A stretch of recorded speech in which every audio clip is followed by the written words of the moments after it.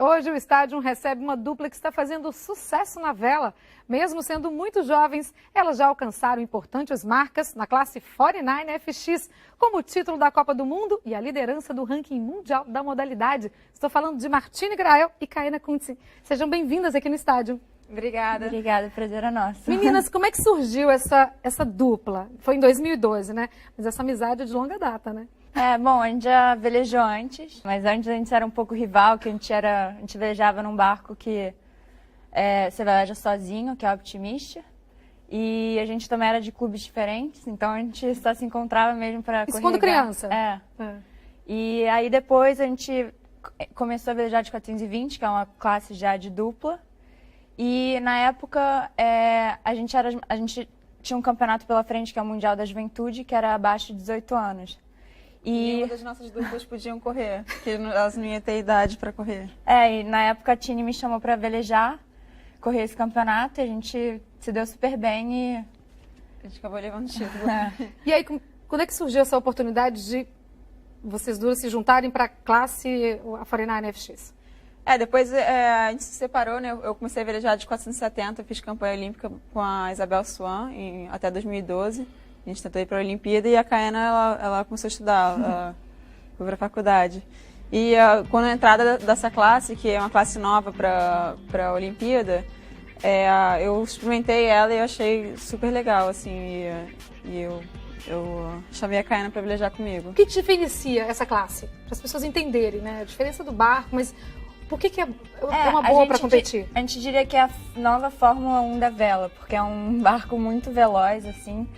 Requer muito a dinâmica entre a dupla. As duas pessoas vão penduradas em um trapézio, que são cabos que ficam... Então a gente fica o tempo inteiro se equilibrando e o barco é muito instável. Assim, mais difícil, né? Mais difícil, exige muita agilidade e entrosamento entre a dupla. Tem que ter entrosamento, né? Tem. E antes da gente começar a velejar com o 49er, a gente velejou de 29er, que é uma classe, meio que uma base escola para esse barco. Então acho que a gente levou um pouco de vantagem com isso. Foi uma boa escolha, então, de barco? Foi, com certeza. Estão vendo os resultados, né? Já foi a Copa do Mundo, como é que foi? A primeira competição que vocês ganharam, vocês se lembram? Claro. Qual foi? É que assim, a gente estava treinando sozinho aqui no Brasil, a gente não tinha técnico e assim, a gente não tinha apoio nenhum, assim, era meio que a gente... Vontade própria. Vontade própria. E a gente achava que a gente tinha, todas as duplas que a gente acompanhava, né, na internet lá de fora, todo mundo treinando com técnico e, né, treinamento super avançado, e a gente, caramba, a gente vai muito mal nessa primeira etapa da Copa do Mundo, a gente tem que treinar muito, né? E daí a gente chegou lá e ganhou, e foi meio que assim... Tá dando certo, né? Foi super bom. E esse ano também, digamos que a gente começou com o pé direito, que a gente praticamente ganhou 2 etapas de Copa do Mundo, que estavam as melhores do mundo lá. E a gente tá com um técnico ótimo também, que tá nos ajudando muito, assim, só somando. Martine, você ser filha de um dos maiores iatistas do Brasil, isso pesa? Bom, pesa mais essa parte das pessoas ficarem perguntando, assim. Todo mundo pergunta. Essa é a pior parte, mas não, assim, fora isso, não. Eu acho que, assim, o fruto dos meus resultados não depende do meu nome, depende do meu trabalho, então acho que por isso eu tô tranquila. Foi inevitável ir para a vela? Você que já tem contato com o esporte desde novinha? 6 anos?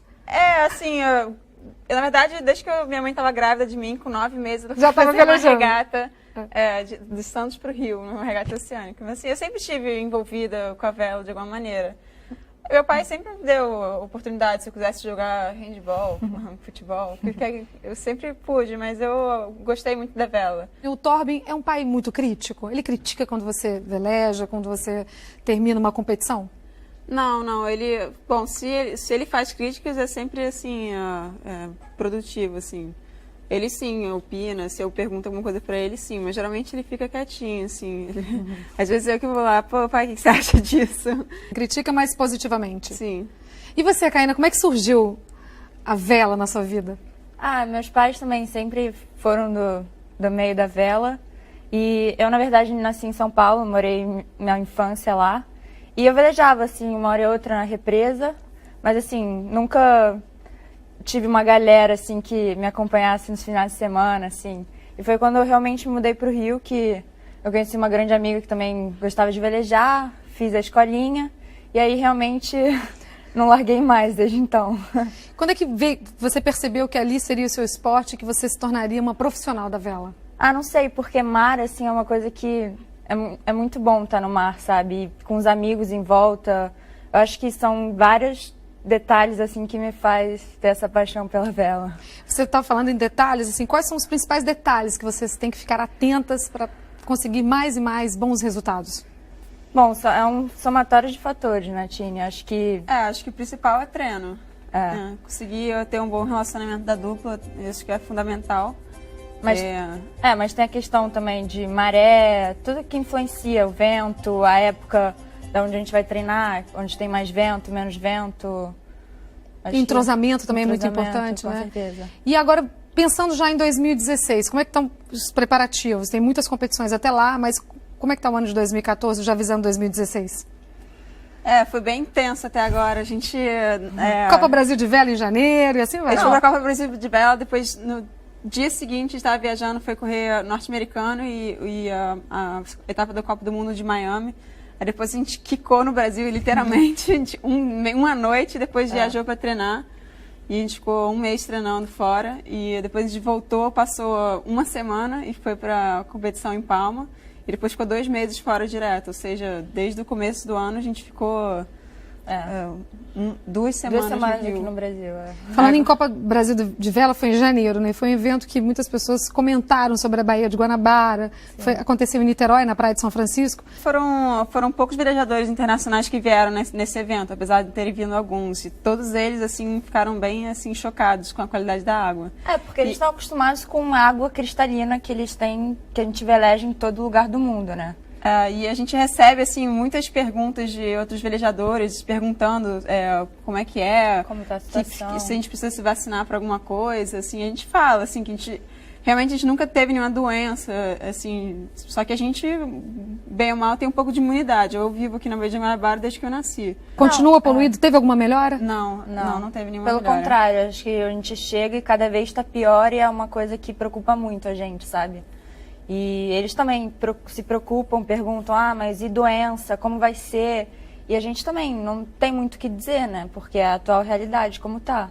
Em agosto tem um evento teste. Como é que está a preparação para esse evento teste?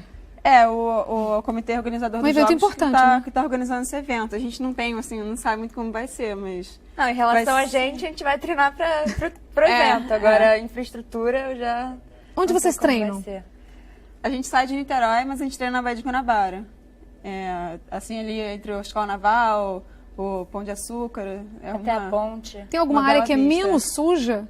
Que vocês Olha, acham que depende poderia muito ser da mais maré, indicada? assim, Depende. Depende muito da maré. A gente tem sorte porque é uma baía aberta, então tem muito fluxo de água limpa que entra, assim como a suja que sai.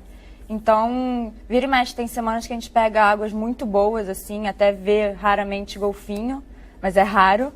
E também, quando chove muito, assim, uma tristeza, né? Que é lixo, muito lixo. A chuva leva todos os lixos de todos os canais e rios que desembocam na Baía de Guanabara. Então, cara, é lixo pesado mesmo. Garrafa, plástico, sofá. Uns amigos nossos que velejam na classe NACRA, que também é classe olímpica, eles já pegaram algum tipo de material que rasgou o barco e fez um furo. Que tem a bolinha Prejuízo, embaixo. além de tudo, prejuízo. Prejuízo. E a gente teve uma competição aqui no final do ano passado, que foi uma competição menor, assim, organizada por nós, mas que veio muita gente de fora.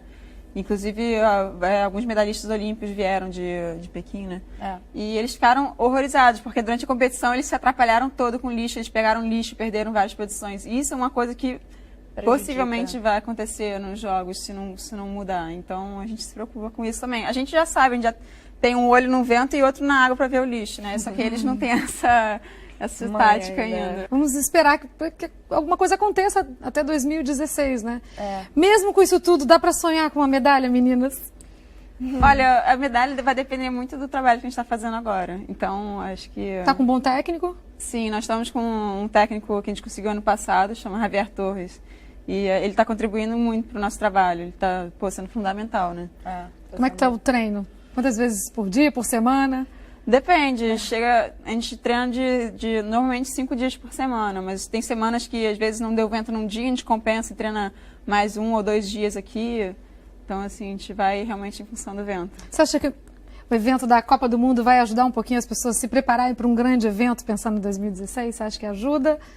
Por enquanto só se falam de futebol, né? Eu espero que depois da Copa a gente tenha um pouco... Estamos acompanhando a gente a nossa seleção? A gente não vai estar aqui, eu acho que no meio da Copa, mas a gente vai estar sempre com um pezinho ali para ver alguns jogos, mas... Torcer sempre, né?